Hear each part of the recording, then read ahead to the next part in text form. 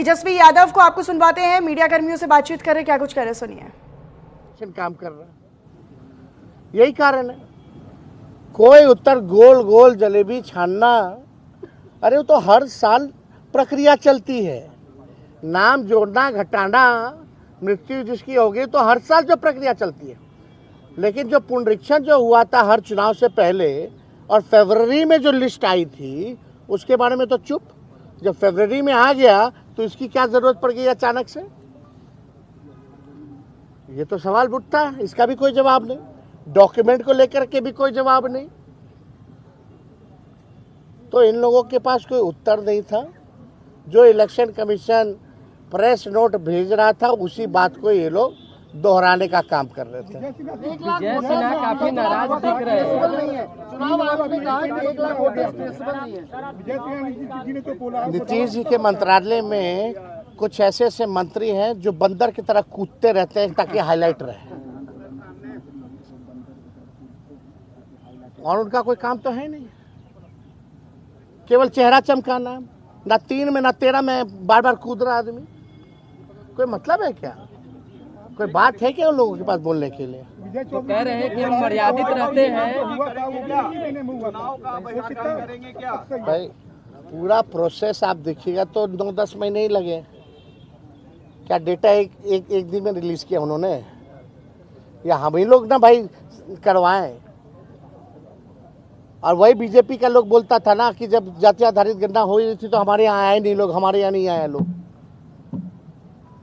पूरी प्रक्रिया को ना आप केवल आप जो है जा करके उन्हें पूरा प्रोसेस होता है उसका। आप जाते हैं, डेटा लेते हैं, डेटा आप एक साथ उसको अपलोड करते हैं, देखते हैं, जोड़ घटा होता है, उसके बाद पूरा रिलीज किया जाता है ना, पूरे प्रोसेस। हम पूरे प्रोसेस के बारे में बात करें, वो पार्ट के बारे में बात कर रहे हैं। तो चालाकी तो वहाँ है, एक पार्ट के बारे में वो बता रहे, लेकिन पूरा प्रोसेस का समय नहीं बता रहे। वो डोर टू डोर की बात कर रहे हैं, लेकिन डोर टू डोर के बाद खत्म थोड़ी हो जाता है। वो तो फिर जमा होता है, सबको क्लब किया जाता है, क्लब करने के बाद डेटा बनाया जाता है। तो पूरा प्रोसेस के बारे में नहीं बात कर रहे, वो केवल पार्ट के बारे में बात कर रहे थे। तो ये तो बेवकूफ, ये तो केवल बेवकूफ बनाने की बातें उन्होंने कही है और कुछ नहीं कहा। चुनाव का बहिष्कार को लेकर जो चर्चा है, भाई जब एक बात स्पष्ट है, सब कुछ तय हो ही गया है कि भाई बेईमानी करना ही है, खुलेआम बेईमानी करना है, वोटर लिस्ट से लाखों का नाम काट देना है। और यही लाखों वोटर जो थे मोदी जी को वोट दिया, कई सरकारें चुनी, तब ठीक था। अब ये अचानक से गड़बड़ कहां से हो गया, यही तो सवाल पूछा जा रहा है। यानी तो देखिए, तेजस्वी यादव को आपने सुना और एसआईआर के मुद्दे पर चुनाव आयोग और फिर एनडीए सरकार पर भी वो हमलावर नजर आए हर बार की तरह। चलिए एक बार फिर से खबरों का रुख कर लेते हैं। तो बिहार विधानसभा में वोटर लिस्ट पुनरीक्षण के मुद्दों को लेकर दरअसल एक बार फिर से नेता विपक्ष तेजस्वी यादव ने कई तरह के सवाल खड़े किए हैं, जिसको लेकर डिप्टी सीएम सम्राट चौधरी ने पलटवार करते हुए क्या कुछ कहा है, जवाब दिया है। चलिए आपको सुनवाते हैं।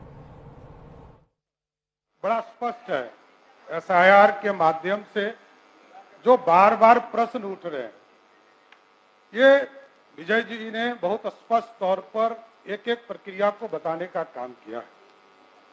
और जहां तक नेता विरोधी दल ने कल बताया कि छोट का वोट का राज में छोट का राज होता है, ये कोई आदरणीय लालू प्रसाद जी ने नहीं कहा है, ये लोहिया जी ने 60 के जमाने में कहा। और लोहिया जी ने समाजवाद के परिभाषा में इस सारे चीजों को जनता के बीच में रखा। और जहां तक ये कहते हैं तो लालू जी की बात यही लोग नहीं सुन रहे। 1992 में इसी सदन में तत्कालीन मुख्यमंत्री लालू प्रसाद जी ने कहा था कि घुसपैठियों को बिहार से बाहर ले जाना है। ये हम लोग नहीं कर रहे, ये तत्कालीन मुख्यमंत्री थे लालू प्रसाद जी, उनका वक्तव्य है। और 2005 में भी ममता बनर्जी जो उस समय सांसद की सदस्य हुआ करती, उन्होंने इस तरह का बयान दिया। और लगातार इस चीज की चर्चा हो रही।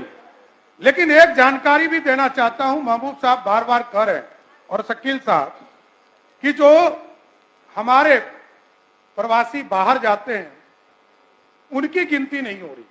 बड़ा स्पष्ट है एसआईआर के माध्यम से जो बार बार प्रश्न उठ रहे हैं, ये विजय जी ने बहुत स्पष्ट तौर पर एक एक प्रक्रिया को बताने का काम किया है। और जहां तक नेता विरोधी दल ने कल बताया कि छोट का